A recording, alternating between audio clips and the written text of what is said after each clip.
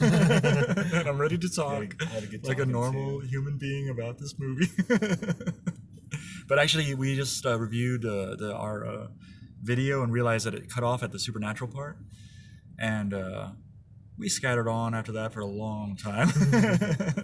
Let's try to recreate that conversation yeah. now. So this is gonna sound rehearsed. No, just kidding. Actually, it's not gonna go well at all. So it probably won't sound rehearsed. But I think it was like kind of cutting out, and I was talking about the girl, and I didn't know it was like her.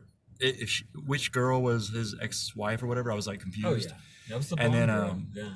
And then you were talking about. And the other one was like a supplier, like she knew stuff. Yeah, but like, she kind of looked at him at that first scene like she was like. Yeah, like they had something they had going like on, some or, like yeah. tension between them or something. But yeah, like so seeing each other naked.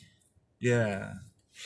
But like, I guess actually even talking about the women here in this case, it was completely against the even subject that I was even talking about, which was the supernatural aspect. Yeah, because it has zero to do with no, because it was in that scene. I remember actually what I was saying was in that scene with the girl telling him he was cold. Oh yeah. And we talked about like how he like looked like Merv, and you were saying like it looked like a comic book scene, almost like a well, it seemed like with his bald head that he almost looked like Kingpin to me, but like sitting at that table, and the bald head and the shadow on his face. Yeah, so yeah, definitely. It was good. I mean, it was very good choreography. I mean, cinematography there, and but I mean, we would expect that from a Guy Ritchie film. So, well, one thing that they always have talked about Guy Ritchie and like criticize him about is that all his movies were kind of the same. Oh yeah. And so this one actually did have that different feel to it. I know we talked about that already, but well, I don't know. That might have been on the video or not. Yeah, I think it was. Yeah. Oh, okay. But anyway, about the supernatural aspect, like I just got the feeling. I think I had already said it was the darker spirit, right? Like that was the name of that chapter or whatever. And but as he's sitting there and she says, "You're cold. You're cold" or whatever. And he didn't say anything, but I could see on that scene, like just like a little subtitle saying, like without him saying anything verbally, and it just says, "I am wrath," because I felt wrath in that moment. I felt like there was a wrath going on, and he couldn't speak. Oh yeah. Because he was possessed by a spirit of wrath or something like that. You know what I'm saying? Well, yeah, he was like completely immersed in like revenge by that time too. But and then you talked about that scene that I couldn't remember. When I thought about that scene was that he was allowing her to like blame him, and he was just taking it all in. Taking it all in. It was like fuel. Well, he probably felt. Yeah. Well, we can't really talk about what he's feeling or about what he's feeling, but because that's kind of like revealed later, right? Sort of. Not really. But I mean, it revolves around what you already know from the preview. A lot of what you see a lot in the preview. Yeah, I guess so. Kind of build the story. So yeah. Like you see him running like, my son! Oh yeah. I like Statham. He's awesome. Yeah, he really is. Like he makes way too many movies, but I mean, I guess he does, but I guess they're all good. I just don't. I haven't seen them all. Like there's so many. All good. But he's got some good ones. Yeah. But anything he does with Guy Ritchie, I liked him in Revolver, and of course, he's always Snatch and Lock, Stock, and Two Smoking Barrels, and he's always good in those movies for sure. Oh yeah, because it's well written and well choreographed and stuff. Yeah, there was no slow motion scenes like the slow where they hit it.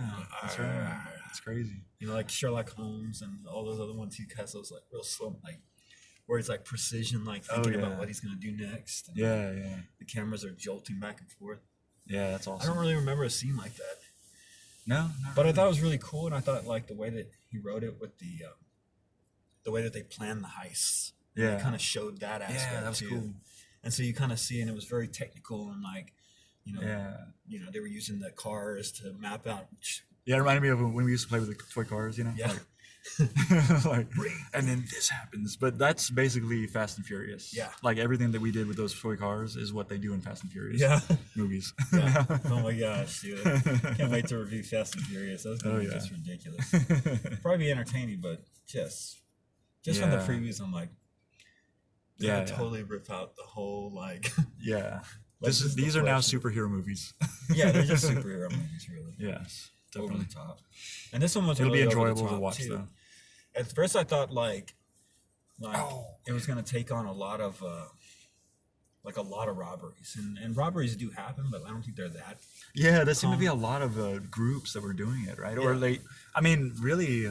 Well, that's what I was afraid. I was kind of but... afraid that it was going to be like that, where like a bunch of gangs were hitting cars, and I was thinking like, that's not really believable. But it didn't end up being that way. Yeah. So it was like he was focused on like, I mean, there were other groups, but like it wasn't as much as I thought there was going to be, because that was more at the beginning. You kind of get all that at the beginning, then it goes back into the the meat of the story, and like. Yeah, and I remember when we were talking about the supernatural thing, and then the video cut out, which hopefully we're not just. Hey, actually, if you're watching, chat to us so that we know you're there, because we don't know whether we're videotaping ourselves or not right now.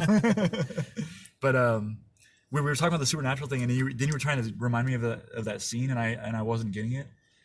That was cut out of the video too. Like we didn't get to see me being you kind of get that idea of, in one scene during a robbery, something that he does. Yeah. That you can't talk about. Reaction. You have to see on the screen. You know, like you don't want to give it away. That's kind of there's something really that happens spoiler, that makes it seem like there is something supernatural almost, or well, like he's more than what's just some dude. Like but it's all still grounded in reality. And, there's a recognition of like, oh, maybe we should make better life choices. So that's a good one. I mean, so we can't talk about that. So you go see it on the big screen and what are the great things and that watch we talk about that everybody missed? And then let us know if you know the scene we're talking about, right? Well, they'll know it once they see it. Yeah, but then they got to tell us that they know what we were talking about, so that we know we described it well without describing it at all, right? That's pretty much what we did there. Yeah. We really, I mean, if you get really, it, if you see beat it. around the bush on that one. Yeah, we did. So definitely see Wrath of Man, and definitely catch us again next Tuesday. In fact, I am going to say here, you should subscribe to this channel and also subscribe to. I think I download these to the Scatterbreaker, the Man from 1976 YouTube. And you have to subscribe because I don't do well with keywords, or I'm not putting them in right away. So in order to catch the show, you got to subscribe to know that it's happening. You wouldn't be able to find it if you're looking for that subject or whatever, right? So does that make sense? Yeah. So a lot of stuff on YouTube. I mean, I'm still going to go put the keywords into that, but I haven't yet, and I don't know whether I will. But I kind of want to take a nap first, so I'm probably going to do that and watch a movie. Yeah, I mean, I'm easily distracted, and that's why we're ScatterBrothers. You know, we are just easily distracted, and that's the problem with our entire lives, basically. And now let's get serious here. Let's talk real personal. No, I'm just kidding. Oh, you know what? Actually, there was one thing I wanted to say about Wrath of Man, too. Yeah. It was so weird because his name was H in it, right? And it's so weird because I had been going by my regular name on Lyft, and then the other day I was just like, oh, I don't want to have to hear it mispronounced all the time. Yeah. So I said, could you change my name to H. Thomas? Because I thought that would show up when people would see me driving or whatever. Yeah. And they would be like, hey, Thomas. But they always just call me H. It's weird. So it was like really weird that his name was H. Yeah. And then I'm being called like H all the time. You and Jason Statham were the same person. It is. Actually, it is. Yeah. It is. No, I'm just kidding. Actually, it's more like, wow, I'm a much, much, much worse H. If they're ever ranking H's. There's something wrong with this H. Yeah. So, yeah, but anyway, I thought that was weird. But yeah, it was a good butt-kicking movie, good violence, good loud sounds, good aerial shots. I love that scene when what happens with him and his son. Oh yeah. And then that it just lifts up. I know, like that it's was going awesome. like up into the sky, like almost like his soul like leaving him, and like then it's like that was awesome. Yeah. Yeah, I wanted to talk about the aerial scenes. Well, the aerial scenes were kind of important too, because what it showed you was this is just one person or like a group of people, and then you see this big city of LA. Oh yeah. And you think like there's 1,000 stories out there, and this is just one like criminal like story. Yeah. That's happening. So pretty cool. Oh, Yeah, yeah. I got your hand movements. I missed. That's actually one thing I did get on the drive, and I was like so looking forward to it when we were reviewing it, and then the video just cut off. dude, I'm telling you, you got to put some animation on these things. You could put like wings on my hands for that one. Yeah. I don't need to, man. I don't need to. Look. Do that again. No. Do it again. This. Yeah. See, like I don't need to put wings on that. That's already like. And then they fly away, and there's beautiful flowers and gardens and water. Okay. Yeah. Hey, well, let me just ask you a question real quick. You want to ask that question while there's? Yeah, because this is an interview now. Oh, okay.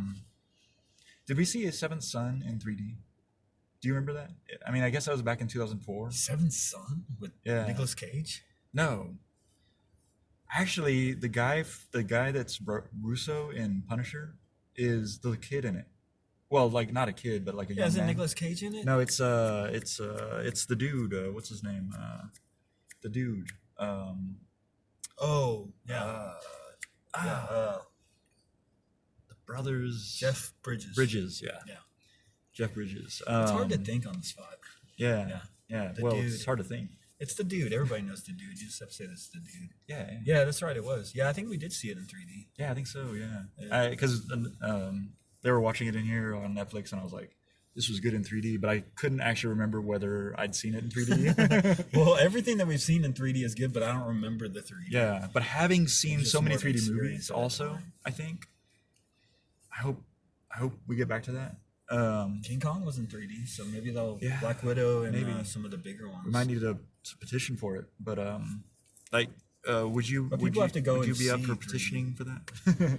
Everywhere. People have to go and see 3D Yeah, I movies know. in order for them to. Yeah, survive. because that's what I was thinking. Like, I've seen so many 3D movies that, like, now then watching Seventh Son on the little screen, I'm like thinking I can imagine that in 3D because I've seen so many 3D movies that I can just imagine it.